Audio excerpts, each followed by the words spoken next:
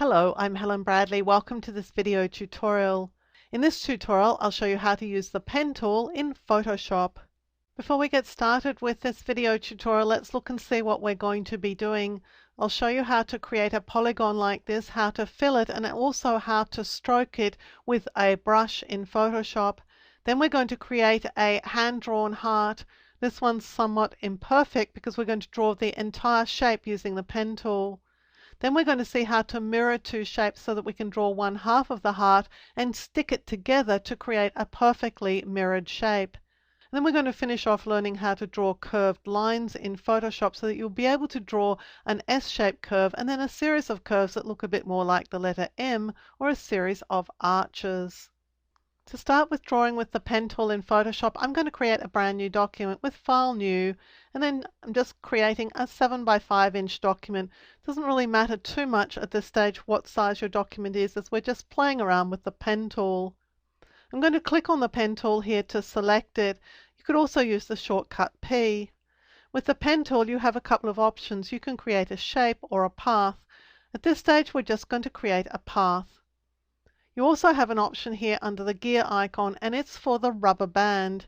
I suggest that you turn the rubber band checkbox on, because rubber band is a very handy feature to have. We're also going to work with the auto add delete checkbox turned on. Again, that's another important feature that we're going to take advantage of. With the pen tool selected, I'm going to create a polygon, a multi-sided shape with straight line edges. To do that, I'm just going to click at each point. Click, click, click. And every time I click, Photoshop creates an anchor point. And you can see the rubber band process here.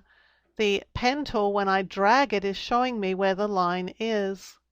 And if I want to complete my shape, I'm going to hover over the starting point.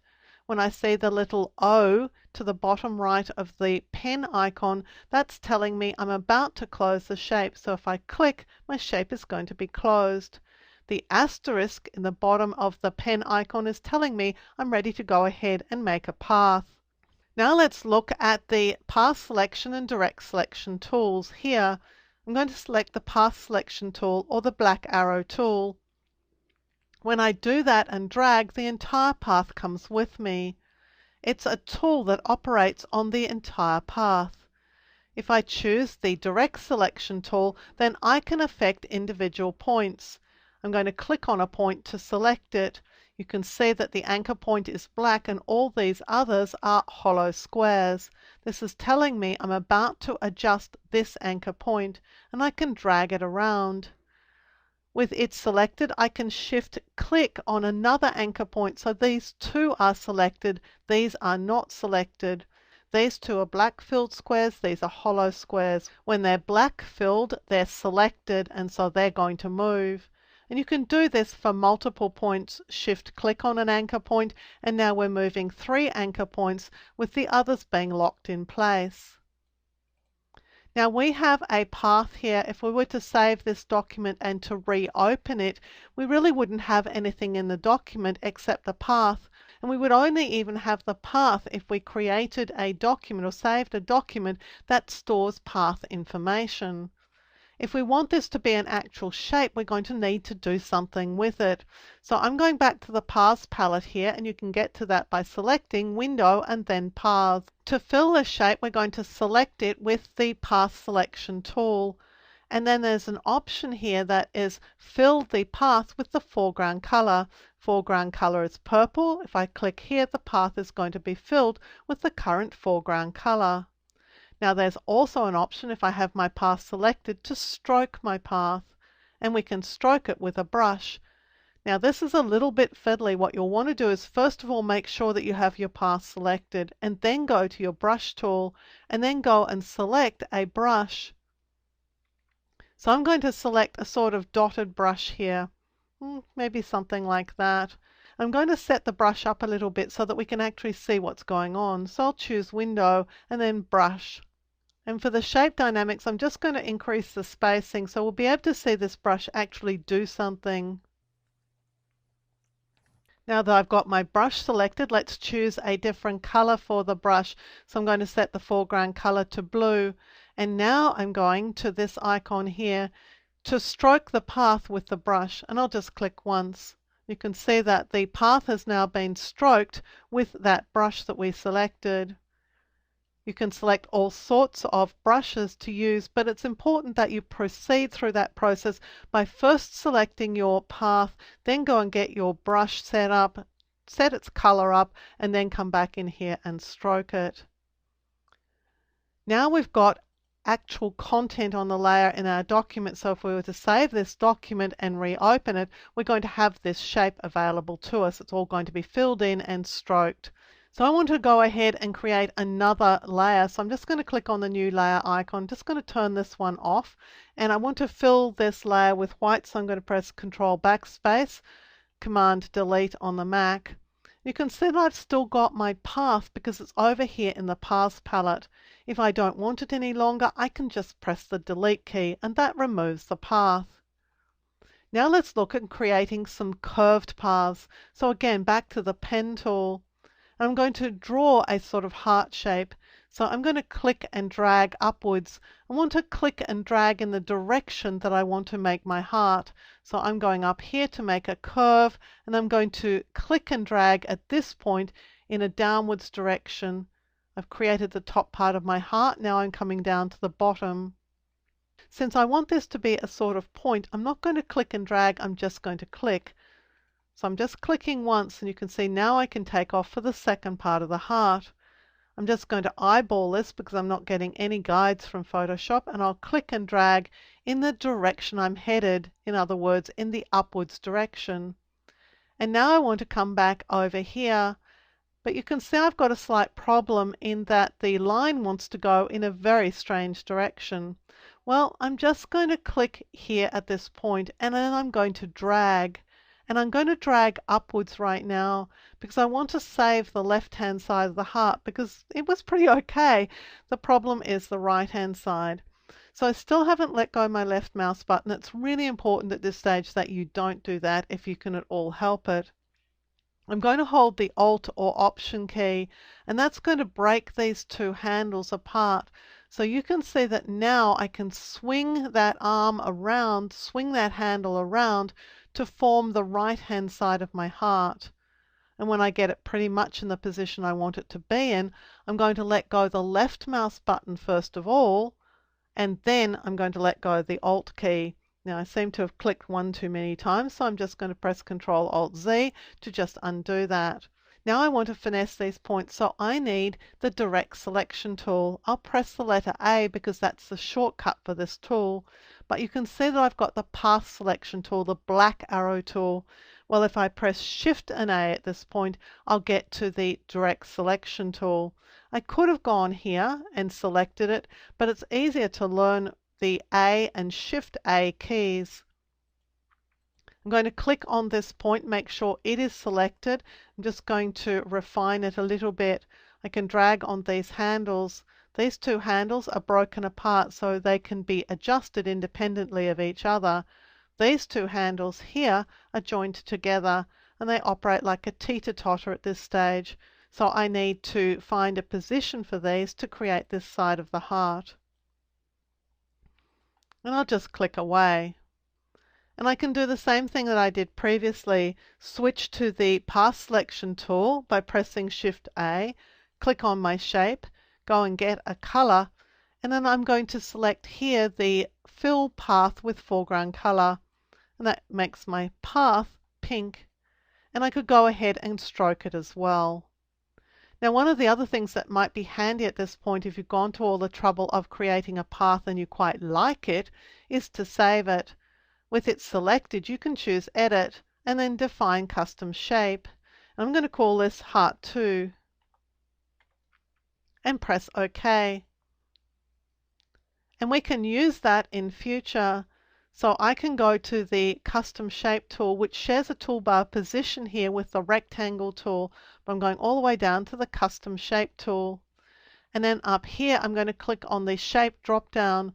And the very last shape here in the list is going to be the shape that you just created and saved, Heart 2. So I'll click it. And now I can drag out a heart shape the shape that I've created for my heart. If I hold the Shift key as I drag it, it's going to be constrained to the original proportions. Now I've created this as a shape, and we've got fills and strokes up here, which are a little bit different to the options that we've been creating up until now, because I'm actually creating a shape. But it does work in a similar way to working with paths in Photoshop. So there's a way of creating your own shape and also saving it so that you can use it in future. This is going to be available to you even when you close Photoshop and reopen it. Now I'm just going to create a new layer here. I'm going to turn off the layers that I already have, and I'm going to fill this layer with the background color. Control backspace, Command delete on the Mac, and let's have a look at creating some curved lines, in particular S-shaped curved lines. So again, back to the pen tool, making sure I'm working in the path. I'm going to draw a set of sort of S-shaped lines. I'll click and drag upwards. I'll hold the Shift key so that I'm headed in a nice upwards direction. Now I'm going to click and drag downwards and click and drag upwards, and you can see that I'm creating this sort of set of S-shaped lines. Clicking and dragging, holding the Shift key so that I get nice curves. If I don't hold the Shift key, then the curves can be created the way I want them to look if I want a little bit more flexibility. But the Shift key will help you constrain those curves. And when I'm done, I'm just going to press the Escape key, and I've created a series of S-shaped curves. It's a really good idea to practice those curves so that you're happy and familiar with drawing them. But what if we wanted to create a curve that was a bit more like the letter M, a series of arches rather than S-shaped curves? Well, let's look at doing that. I'm going to click and drag here in an upwards direction to start my arch. And then I'm going to click and drag here to make my arch. And so far everything's good. But if you have a look at the rubber band effect here, you can see I'm headed over in this direction, and this is not an arch.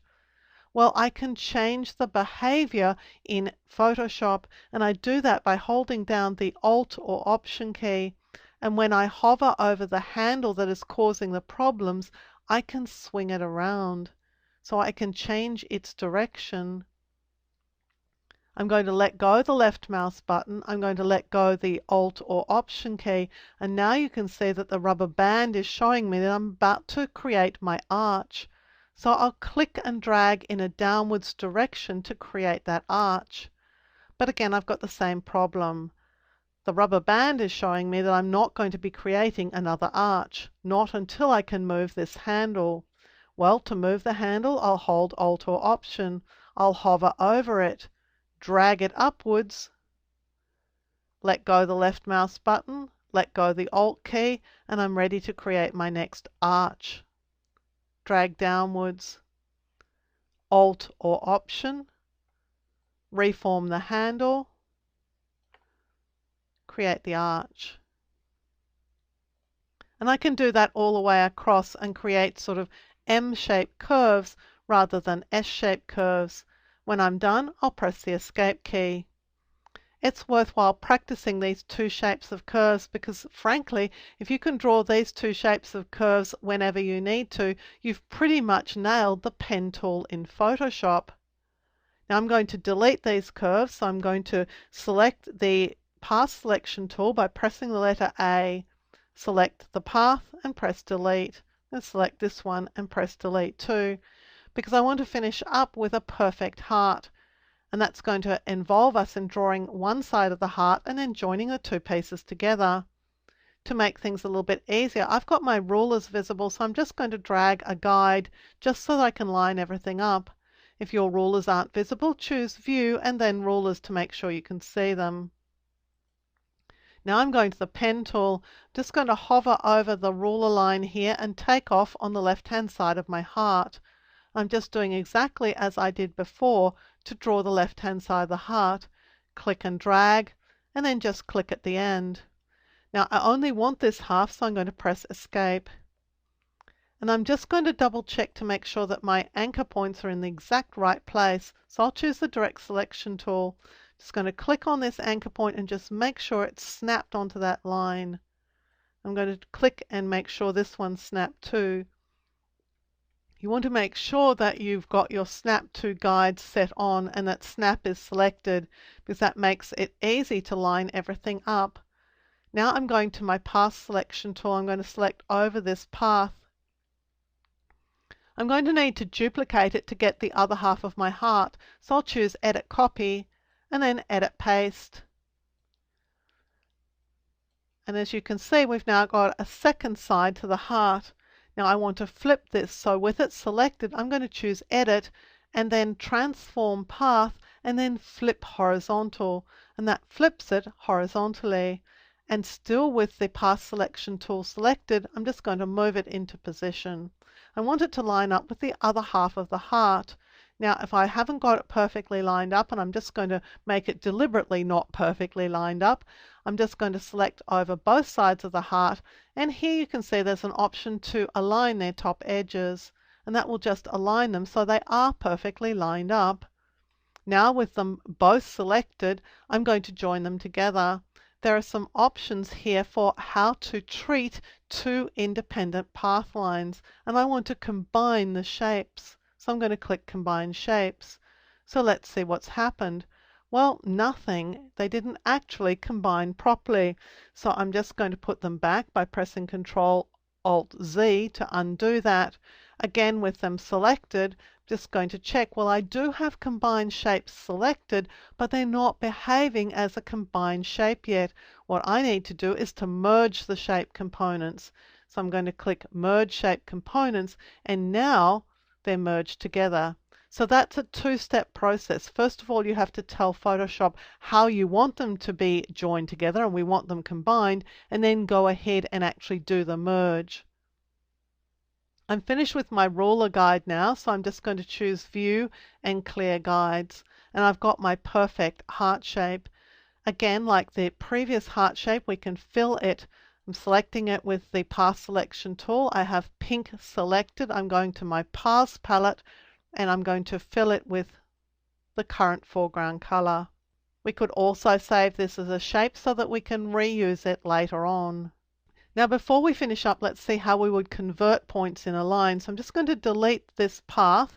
Going back to my layers palette, let's just hide this and let's create another layer and fill it with white so that we can see what we're doing. Again, I'm going to get the pen tool and I'm going to draw a sort of circular shape. And interestingly enough, you can draw a circle with just 2 anchor points.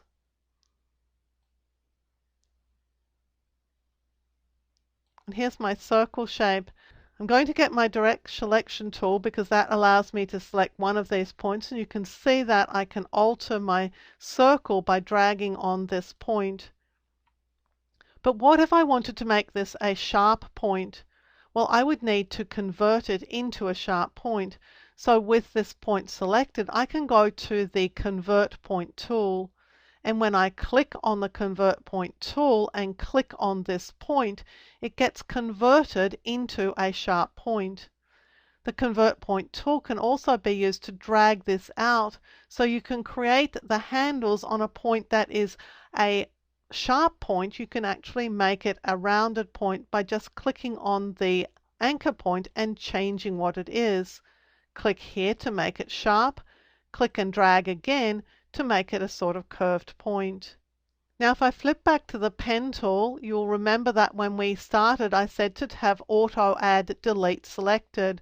Well, the reason why is that if you have the pen tool selected, the actual pen tool, when you hover over the line where there is no anchor point, you get a little plus sign beside the pen tool. So it actually changes into an Add Anchor Point tool. So you can add an anchor point at this place. You don't have to actually go and get the Add Anchor Point tool. And likewise, if you hover over an existing anchor point, you'll see the minus tool.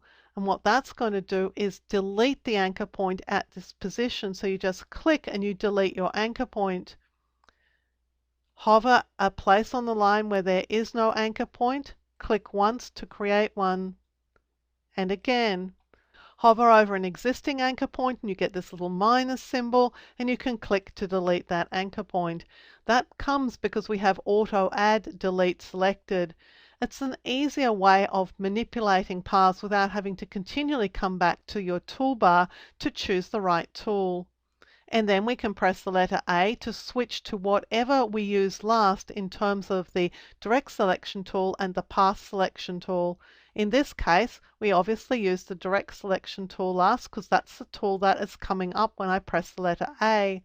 If I want to switch to the path selection tool, well then Shift A will switch to the other tool, and now I can manipulate the path. Shift A and I go back to the direct selection tool, allowing me to manipulate a point. Now I'm going to Shift A and go back to the path selection tool because there's one other thing that I want to show you before we leave. If I want to rotate this shape, right now I'm not seeing any rotation handles. So with it selected, I can choose Edit and then Free Transform Path. And that brings up the traditional handles that we're used to seeing in Photoshop. So I can rotate it, I can pull it on any of its handles or its corner handle. I can flip it over. I can do everything that I'm used to doing with shapes and objects in Photoshop by just making sure that I can see the handles. Then I'll click to confirm the transformation and I'm left with my transformed shape. So there you have the basics of working with paths in Photoshop. There's a lot to know about paths, but being able to create and edit paths is handy when you want to create vector shapes inside Photoshop. I'm Helen Bradley. Thank you for joining me for this video tutorial. Look out for more video tutorials here on my YouTube channel, and consider subscribing to my channel and you'll be alerted when new videos are released. And visit my website at projectwoman.com where you'll find more tips, tricks and tutorials on a range of applications including Photoshop, Lightroom, Illustrator and a whole lot more. If you enjoyed this video, here are a couple of other related videos that you may want to watch. There's also a link to my Learn Photoshop playlist and a link that you can click to subscribe to my channel.